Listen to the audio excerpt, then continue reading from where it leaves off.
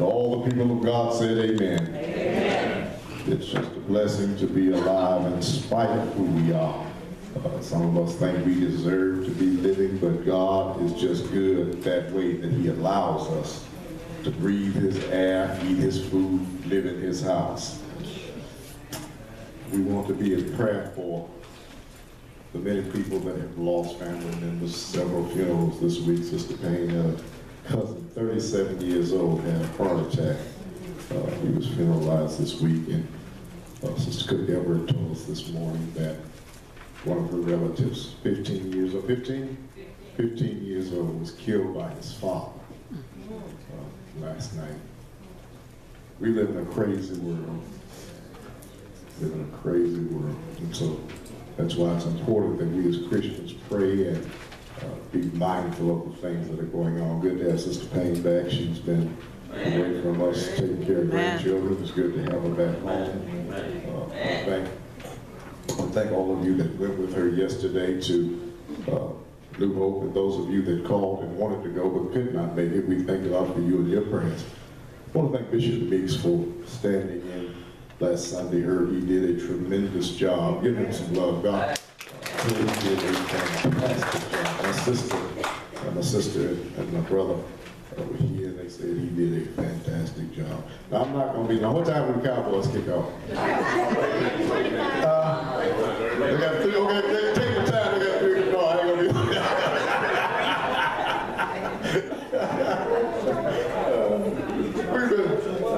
we've been talking, oh, Sister Moore said she's a new grandmother. I got pictures of Eli on my phone. This man had me ordering stuff for Eli the other day. We've been talking about the enemies of perseverance and those things that keep us from keeping on, those things that make us quit. And we talked about the fact that you have to put fear in check. That's the best tool that Satan has, is fear. He wants you to be afraid of him. He wants you to be afraid of life. He wants you to be afraid of your circumstances. And we understand that fear and faith cannot live in the same house. And then we also talked about the second factor was fatigue. Fatigue is one of those things that fatigue makes cowards out of all of us. I don't care how strong you are, when you get tired, you feel like you can't do what you need to do. And so we talked about being aware of the fact that we can overdo. Sometimes it's just good to, it seems like we just don't have a free moment anymore. Every time you look around, you're busy. You know, even at night, you got your cell phone, you got this, you got that. So you need to learn to take some Sabbath rest. And when we talk about the Sabbath rest, we don't always talk about Saturday. It's just God designed us to get some rest sometimes. We can't just go. We're not the Energizer Bunny. You got to stop. Every now and then, you got to go to sleep, slumber, snore, and slobber, and wake up refreshed. And then we started last week talking about the other distractions too. The third enemy is focus, or the lack of focus. We said basically, we started on number one, basically there are 2 kinds of distractions, money and friends. We talked about the fact that there are money, our possessions. Our possessions cause a lot of us a lot of problems. We deal with it so much that we worry about what we're going to have. You know, talk about money. Some people got to have it. Yeah. Some people really need it. Yeah, I do. For the love of money, all right now, a woman will sell her precious body. Y'all know where that came from. But they told the truth about money. That's just the way money is. But Jesus told us, don't, you know, one of the things that happens in life is when you get fatigued and you get hurried is you come into the church and the seed is sown in your life, but you get worried about money and you get worried about different things. And then before long, you have left the fold worried about money. Timothy said it this way: the love of money is the root of all kinds of evil. And some people craving money have wandered from the true faith and pierced themselves with many sorrows. There are some people that will do anything to anybody to get money. And I'm not just talking about folk in the streets. There's some church folk that will beat you out of everything. And some of them in the pulpit, the ones I told you about last week, they got to have a jet plane. They got to have a Bentley. And then, but here's what I want you to see what Jesus said. Money is a great tool if you use it right. According to Jesus, I tell you, use worldly wealth to gain friends for yourself.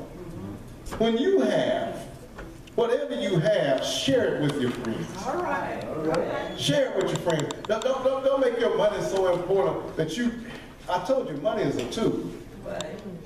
But it's a tool that can make you a fool if you don't know how to use it. All right. And so share what you have. He says, gain friends for yourself so that when it's gone, you'll be welcomed into eternal places. One thing about it is when you use your money properly, when it's gone, somebody will come to your rescue. All right now. Do I have a witness? All right. When you use your money to help other folk, All right. when you don't have any money, other folk can help you. Amen. So you got to understand, money is a tool, and it's not an eternal tool, it's an earthly tool that you got to use right. And then the other thing we understand is, Proverbs rather tells us, Solomon, the wise man Solomon said, help me never to tell a lie. First thing, because folk can lie for money. And folk can lie about money. Rent man at the door. Baby, tell him I ain't home. Second, give me neither poverty or riches. Give me just enough to satisfy my needs. For if I go rich, I may deny you and say, who is the Lord? And if I'm too poor, I may steal and thus insult. Solomon, as rich as he was, said, you know there's a balance you got to find about money. There's a point where you can have too much money. And there's a point where you can have too little money. And so you got to figure out where that, now that's different for everybody. Because some folk can't handle money. Have you ever seen folk that grew up poor as Joe's turkey? As soon as they get a dime, they can't stand themselves. I told this story before, but I'm going to tell it again. I was in Indianapolis, Indiana. They put us up at a nice hotel, very nice hotel. He told us, restaurants downstairs, eat whatever you want, whatever you want. We're up there preaching. I got a call, Bishop Meeks, from one of the bishops, and said, Pastor, is everything good at the hotel? I said, yes, good, it's good. Everything's not. Anything else? Is everything okay? I said, good. I got another call a little while later. Is everything good, preacher? I said, everything is great, it's fantastic. So I got to the church that Sunday, this was Saturday evening, got to church to preach. I asked the preacher, why are the bishops here calling me every hour making sure everything is okay? It's not a beautiful hotel. I mean, it was a beautiful hotel. The room was big as a house. Well, we had another preacher, he said it was a shame for a preacher to be put up at a hotel like that. Well, let me tell you some history behind that.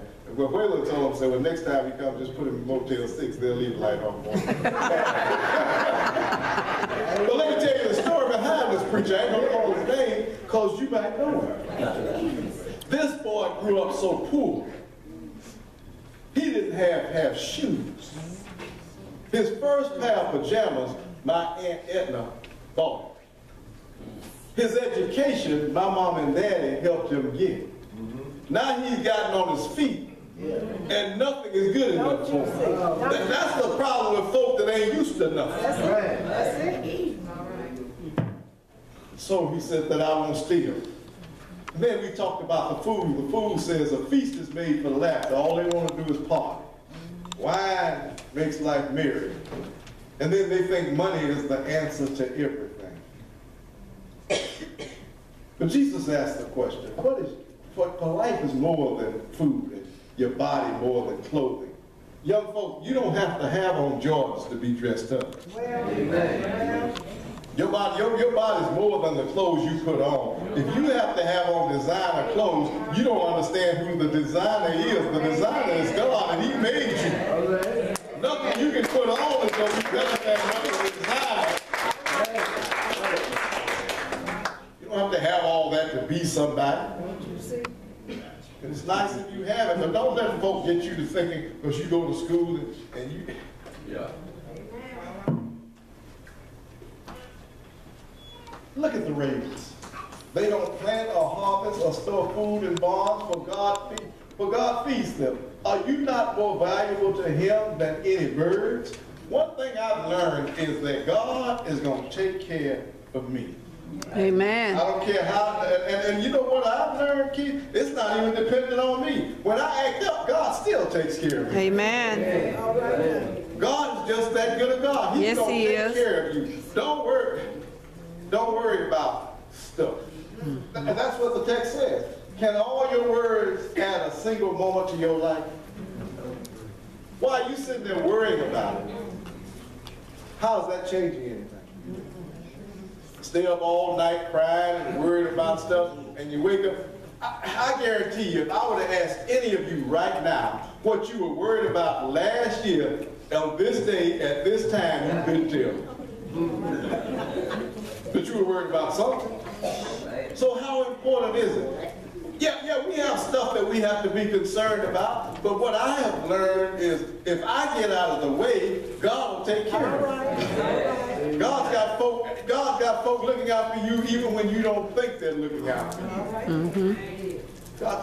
And see, the thing about it is, we got this new thing where they're cutting back on money, they're cutting expenses, and you know what? God has made a way for me to get it anyhow. He's made a way for me to get it anyhow. See, when you trust God, see, when you look on your money, it says what? In God. Trust. Well, quit trusting in your money and trust in God. Amen. The other thing that gets us in trouble is our posse. That's what gets us in trouble, who we hang out with. And I want you to know you're somebody whether you have money or not. Money does not make you. You make money. Amen. And another thing, friends don't make you. You make friends. All right. They'll call you arrogant and everything else just because you don't want to. Be your own person. If you're the kind of friend that everybody has to go your way, you're not much of a friend. Amen. John says it this way. Our Christian friends, our so-called Christian friends, and our non-Christian friends can pull us away from God. John said this. They went out from us, but they did not really belong to us. All right. Have you ever seen some folk that go to church and then next time you know you don't see them anymore? John said they left because they wasn't with you anyhow. Amen. Amen. For if they had belonged to us, they would have remained with us. But their going showed that none of them belonged to us. Amen. Not only, see, we got to understand when you're in a situation who your real family is. Amen. Who your real friends are. Because your real family and your real friends will stick with you through thick and thin. Amen. I don't care how raggedy it gets, I don't care how bad it gets, they stick right there with you. The folk that you cannot depend on are folk that's got to have a perfect situation All right. for them to function. And those kind of folk don't stick with anything or anybody. Paul says this, don't be misled. Evil communication, as the King James says, corrupts good morals. That's what the King James says. If we're not careful, when people that just hang out around the church leave, you'll leave too. And I need to remind us that just because people don't go to church, it does not mean they cannot be a real friend to you. All right. All right now. And just because people do go to church, it does not mean you can trust them. Amen. In or out of the church, if you hang out with the wrong people, it won't be long before you're doing wrong yourself. Look at what he said. Bad company corrupts good character. Can two walk together without agreeing on the direction? Now, Hawk, you and my daughter got ready to come to worship this morning. Y'all went to the same car. Got in the same car and drove it. Now, what sense would it make for you all both to say, I'm going to church? You get in the neighbor's car. She get in y'all's car and head in different directions. You gotta agree on where you're going. As friends, you gotta decide which way we're gonna go. And I tell young folk all the time, I don't understand young folk now, because when I was growing up, folks said things that, yes, some things have changed. When I was playing football and those guys got decide they're gonna do their puff puff pass. Yeah. All right now. Yeah. When we all rode to practice, they tell me, hey, Dwight, you can't ride with us today. They weren't being mean to me. They just let me know, you don't do what we do, and we're not going to drag you into what we do. All right. All right. That's what I guarantee you, they're still my friends. When I see them, the ones that are still alive, they're still my friends. You know why? Because I don't judge people about what they do. I judge them about who they are. Amen. They are a creation. Amen. of God. Except they agree. All right. The Bible tells us that the truth is, either you will change your friends or they will change you. We need to develop friendships that will help us to develop us, not bring us down. Amen. We told every one of our kids when they got ready to go to college, when you go, hang out with the folk that's trying to go somewhere. All right. You find those students that are trying to do and excel in life, and you stick with them. Amen. Because those folk that want to party all night, they make a 4-year degree into 10 and still don't get it. Amen. Then he says, we complement each other. As iron sharpens iron, so a friend sharpens a friend. All right. If you are not where you want to be, if you're not doing what you want to do, check your friendships. All right. All right. Check your friendships. Check your friends. Don't overcount. You know, you cannot minimize the importance of friendship and fellowship. Because if you're not careful, either they're gonna raise you up to, you're gonna raise them up to your standards, or you're gonna fall down. Amen. Solomon gives us some good advice. Solomon gives us some good advice, and I'm just about through talking about friendship. Don't do as the wicked do, and don't follow the path of evildoers. All right. Don't even think about it. Don't go there. He says don't even think about it. Don't go that way. Turn away and keep moving. Keep on walking. That's all. Keep on walking and don't look back. All right now. What is that? For evil people can't sleep until they've done their evil deed of the day. There are some folk, unless if they can't do something wrong, they ain't satisfied. It's wrong when they can't do wrong. They think about it.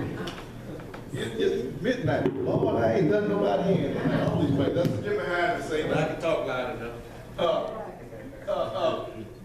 some folk are just not satisfied until they've done something to somebody. All right. Folk that don't even know them or could care less about them, they gotta do. Folk, he thinks he's something. Look at him. She thinks she's something.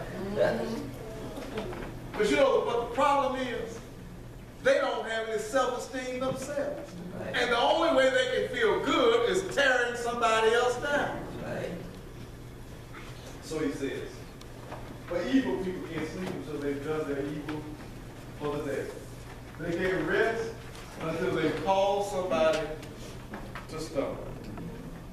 In essence, what I'm trying to tell you is our stuff and our so-called friends can be a great distraction to you. But if you don't get anything else out of this, I'm going to tell you something. You need to watch the folk you hang with at the church on your job. Amen. Folk are just messy. Amen. And folk talk about, well, the church used to be growing. You know why the church ain't growing? Because you got too many messy people. Well, And messy people create missing people. mm-hmm. I think I said something. I think so. Messy people create missing people. Because if you keep on being messy, folk don't want to fool with you. That's right. That's right. I don't care how cute a baby is. When he gets messy, folk.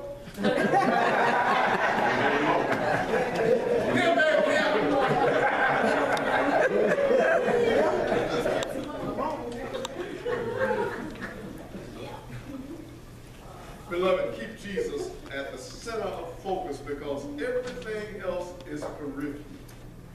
School, car, friends, job, clothes, whatever it is, it's peripheral to Jesus. Keep Jesus in the center. Now that doesn't mean you have to take a vow of poverty, and it doesn't mean you can have friends that are not Christians. It doesn't mean you can't have friends that are not Christians. Because some of my best protection, some of my best friends are not people I would consider that are not, let me put it this way, I won't say that, they're not part of this fellowship. But they're still good to me. Yeah. They still treat me with great respect. So if you learn how to treat people, people will learn how to treat you. All right. And what you will discover is, even if people don't like you, if you treat them right, they will respect you. All right. And that's what I'm not worried about you liking me, That's right. but I do want you to. Amen. That's right. In material things, continue to honor God. And in your friendships, continue to honor God. We always give you a point at the closing. Keep this if you'll get anything. Identify the distractions in your life that attempt to relate in your relationship. Whether it's friends, whether it's with God. Identify what's causing it. You can identify what's causing it. Whatever distraction's in the way, identify it. And a distraction can be a person. Sometimes you have to remove people from your life. Well. I don't care. Sometimes you have to get mama out your life. Now we love mama, but mama ain't always right. We love daddy, but daddy ain't always right. Sometimes you just have to decide, I love me and I love God enough that you ain't gonna keep raising hell in my life. Well. Then what you do, after you identify that problem, pray about it.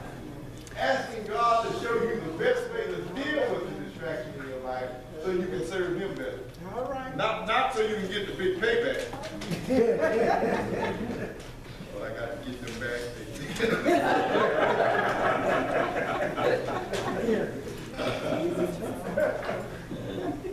So you know how to deal with your possessions now. Don't let your money run. Money is a tool. Use your money wisely. And then your possessions. And then watch your posse.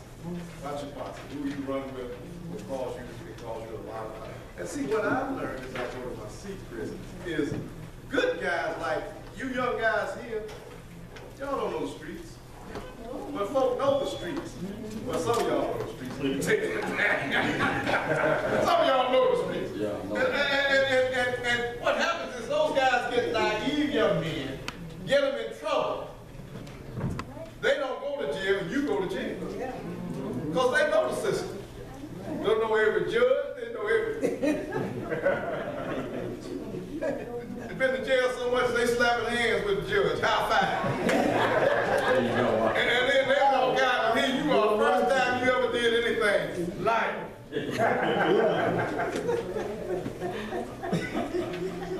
Watch your posse, baby. Yeah, watch your posse.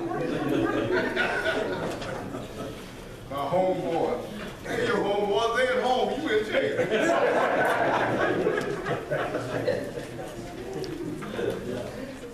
You'll never find a better friend than Jesus. Amen. Oh, what a friend we have in Jesus. All I can is what a privilege to carry everything. You know, God is so Yes, he is. Yes, he is. I'm so glad we're learning how to praise him. You know, Psalm 33 talks about an upright praise. I'm going to deal with it some other time. I'm giving you a highlight. Most of us have an uptight praise.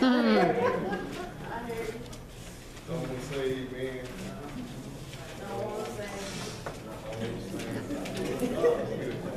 I like God in the office. I like God. As a matter of fact, I'm more about him than I am. And you know, I love me some temptation. I ain't a fool with it. If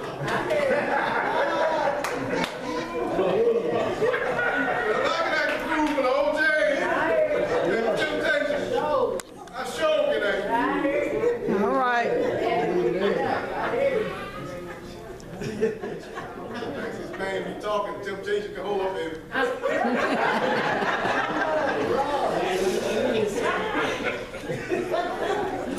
But we have the same rule with prayer. If I'm talking and she ain't saying nothing, she's praying. All right. If I'm talking, I mean, you know, if she says something to me and I ain't saying nothing, she knows I'm praying. If you're not a child of God, I wouldn't leave here today. I wouldn't leave here today without knowing Jesus and the pardoning of my sin. It begins with belief. I got to believe that he is, and that he is a rewarder of them that diligently seek. Then I've got to change my mind. He said, except you repent, you shall all likewise perish. And then he says, if you confess me before men, I'll confess you before my Father which is in heaven. Then he told the disciples on 2 occasions, and go into all the world and preach the gospel. And he that believeth and is baptized shall be saved. That's simple enough, isn't it? And then Jesus is your friend, whether you his friend or not. He woke you up this morning. Yes. And then all of us make mistakes. Go back to him and tell him, I'm sorry. Go back to that person and tell him you're sorry. I'll tell you what, with all the troubles out there, and see, the thing about it is, just because you see folks smiling don't mean they don't have stuff they're going through. Amen. But God has been so good to me. He's brought me through so many obstacles. My children through so many obstacles. My grandchildren. Why shouldn't I smile? Amen. Why shouldn't I smile? When I know where he's brought me from and what he's brought me through, why shouldn't I trust him? Why shouldn't I trust him? So go to the seat. Thank you all for being friends. Those of you sitting here have truly been friends to me. Now, I've not only been your pastor, but we have been good friends. All right. And I'm going to tell you something. People come to this fellowship, and when we have fellowship days, they say, do you all really get along like that? And I tell them, some stuff you can't fake. Some stuff you can't fake. Yeah, we get along like that. Because what we have learned is you got to love folk. That's it. You got to treat folk right. Amen. You always have to see eye to eye. Amen. I'm going to love you, you're going to love me. And if I can't help you, I'm not going to hurt you. Amen. And our business is our business. You know, Ellie could have the biggest falling out when we got here. But when we get here, y'all ain't going to know about it. Because that's between me and you. And that's the problem with church messy folk. They want to take their garbage everywhere. I'll talk to you long enough. Love you. Y'all got plenty of time to go home, go by Mr. Go.